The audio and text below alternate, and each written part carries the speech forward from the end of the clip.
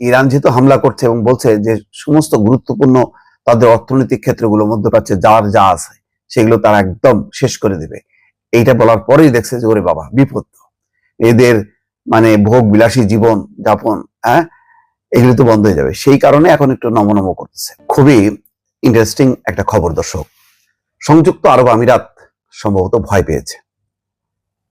তারা ভয় পেয়ে বলছে যে সংযুক্ত আরব আমিরাতের ভূখণ্ড মার্কিন যুক্তরাষ্ট্রকে ব্যবহার করতে তারা দেবে না। আনুষ্ঠানিকভাবে এই ঘোষণা দিয়েছেন সংযুক্ত আরব আমিরাতের আন্তর্জাতিক সহযোগিতা বিষয়ক প্রতিমন্ত্রী রিম আল হাশিমি। তিনি বলছেন যে গোড়া থেকেই সংযুক্ত আরব আমিরাতের এমন একটা অবস্থান ছিল, কিন্তু ইরান তাদের এই অবস্থানটাকে বুঝতে না পেরে খামাখায় হামলা চালাইছে। অনেকটা অভিমানের সুরেই তিনি বলছেন যে সংযুক্ত আরব আমিরাতে এই হামলাটা একেবারেই অযৌক্তিক ছিল, কারণ আমিরাত তাদের ভূখণ্ড ব্যবহার করতে দেবে না। এখন ইরানের বক্তব্য কি কি কারণে আমিরাতে তারা হামলা চালিয়েছে এটা পরিষ্কার করেনি, কিন্তু ইরানের কাছে নিশ্চয়ই তথ্য আছে কোন কোন দেশ সহযোগিতা করছে মার্কিন যুক্তরাষ্ট্রকে আর করছে না। সেটা নিশ্চয়ই না জেনে এমন কাজ ইরানের এই মুহূর্তে করার কথা না। যাই হোক, বোঝা যাচ্ছে যে একটা আত্মসমর্পণের হুমকি। যেহেতু ইরান হচ্ছে আরব দেশগুলোর প্রতিবেশী রাষ্ট্র, আমেরিকা আজ আছে কাল নেই, তার প্রয়োজন ফুরাইলে সে চলে যাবে, তখন কি হবে? তখন কি ইরানকে সামলাইতে পারবে সৌদি আরব, সংযুক্ত আরব আমিরাত, কুয়েত, কাতার? পারবে না। ইরানের সামরিক শক্তির সাথে কোনোভাবেই এইসব দেশ পেরে উঠবে না। এই কারণে সুর নরম করেছে এবং বলেনি যে এই হামলার প্রতিশোধ নেওয়া হবে।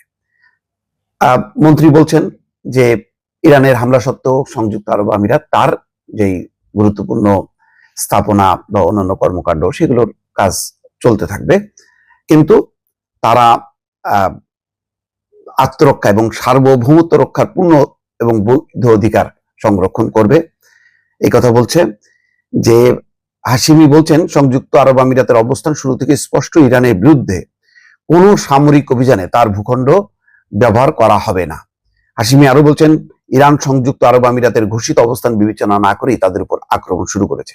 সংযুক্ত আরব আমিরাত এবং অন্যান্য উপসাগরীয় দেশগুলো সামরিক সংঘাত এবং উত্তেজনা এড়াতে কূটনৈতিক প্রচেষ্টা চালিয়ে যাচ্ছে। তার মানে ইরান হামলা চালাইছে বলে পাল্টা হামলা চালাবে এইটা বলার সাহস তাদের নেই।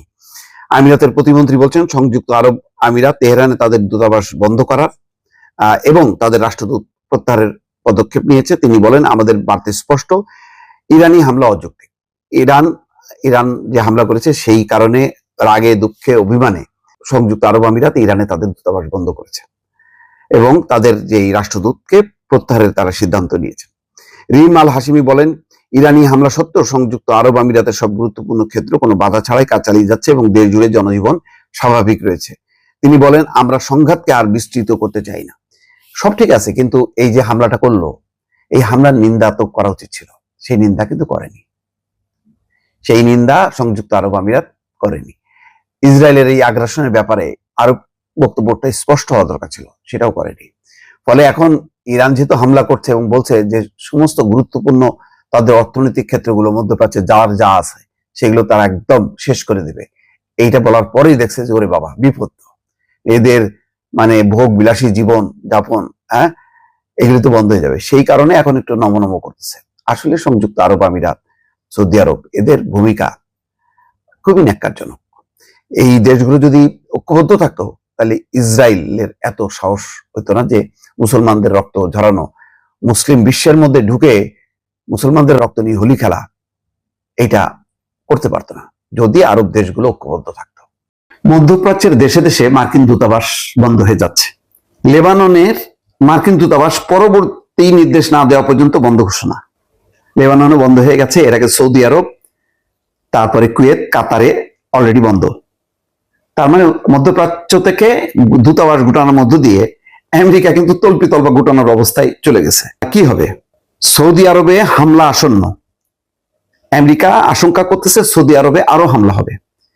মার্কিন কনসুলেটে কেউ আসবেন না, মার্কিন দূতাবাস বলতেছে। কি হয়েছে? রিয়াদে অবস্থিত মার্কিন দূতাবাস সৌদি আরবের পূর্বাঞ্চলে একটি আসন্ন হামলার বিষয়ে সতর্ক বার্তা জারি করেছে। সামাজিক যোগাযোগ মাধ্যমে দেওয়া এক পোস্টে দূতাবাস জানিয়েছে তেহরানের ড্রোন বা ইউএভি হামলার আসন্ন হুমকি রয়েছে, দয়া করে কেউ মার্কিন কনসুলেটে আসবেন না। আসলে তারা অন্যদেরকে আসতে নিষেধ করতেছে, মানে নিজেরাই আসবে না এবং নিজেরা এখন ভয়ে তটস্থ যে কোন দিক থেকে ক্ষেপণাস্ত্র বা ড্রোন এসে হামলা করে। এর আগে আজ মঙ্গলবার ভোরে সৌদি আরবের রাজধানী রিয়াদে অবস্থিত মার্কিন দূতাবাসে ভয়াবহ ড্রোন হামলার ঘটনা ঘটে। সৌদি আরবের প্রতিরক্ষা মন্ত্রণালয় সামাজিক যোগাযোগ মাধ্যম এক্সে দেওয়া এক বিবৃতিতে খবরটা নিশ্চিত করে।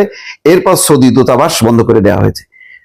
তারা ক্ষয়ক্ষতির কথা, মানে হামলার কথা বলতেছে, ক্ষয়ক্ষতির বিষয়টা খুব বেশি জোরে সোরে প্রকাশ করতেছে না। এই যে দেখেন না, যারা মারা গেছে সংখ্যাটা বলতেছে, কিন্তু কারা কারা মারা গেছে নামগুলি প্রকাশ করতেছে না, কারণ আমেরিকার মধ্যে এখন মিশ্র প্রতিক্রিয়া হতে শুরু করছে।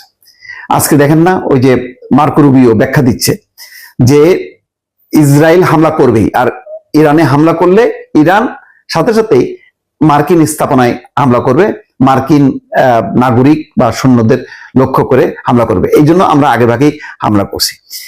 ভয়ে তারা এখন অস্থির। এখন তারা বুঝতে পারে নেই যে প্রথম রাতেই মানে বিড়াল মারার মতন করে খামেনিকে শেষ করছে, প্রতিরক্ষা মন্ত্রী শেষ, সেনাপ্রধান শেষ, সম্ভবত আরো 40-42 জন কর্মকর্তা শেষ হবার পরও মুহূর্তের মধ্যে কিন্তু ঘুরে দাঁড়াইছে। একদিন পরেই তারা হামলা শুরু করছে এবং এখন হামলা কিন্তু জোরদার হচ্ছে। এই কারণে আমেরিকা বলতেছে যে চিরকাল যুদ্ধ করার মতন অস্ত্র মজুদ আছে।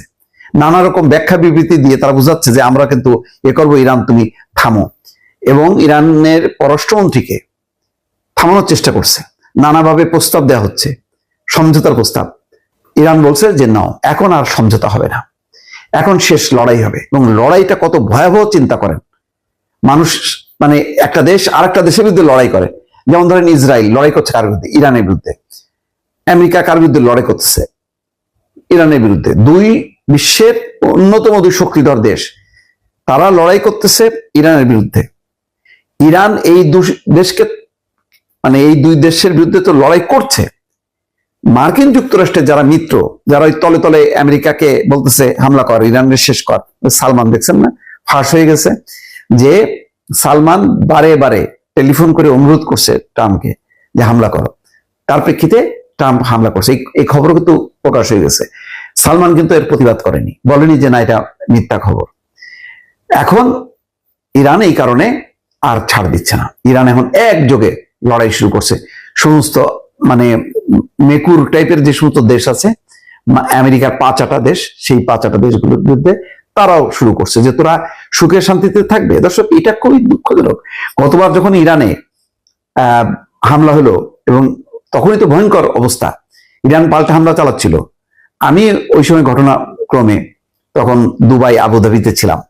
আমি দেখলাম যে ওদের মার্কেটগুলো, শপিং মলগুলো সমানে কেনা বেচা হইতেছে, ওদের নাগরিকরা নিষ্পাত্তিক যেভাবে জীবন চালায় সেভাবেই চালাচ্ছে। বিন্দু মাত্র তাদের মধ্যে কোনো প্রতিক্রিয়া নেই যে মানে ইরানের মুসলমানদের রক্ত ঝরছে। গাজায়, ফিলিস্তিনিতে যে পরিমাণ রক্তাক্ত, এদের মধ্যে কোনো রকম বোধ নাই। সুতরাং ইরানের এবার মানে যেটা জবাব দিচ্ছে এটা যথার্থ, এবং এটা যদি তারা মাসখানিক চালা যেতে পারে, আরব দেশগুলো অস্থির হয়ে যাবে। পা ধরতে হবে, ইরানের পা ধরে যেতে হবে, কারণ ইরান কিন্তু চলে যাবে না, ইরান যে যুক্তরাষ্ট্রে যাবে না, ইরান ইরানের জায়গায় থাকবে।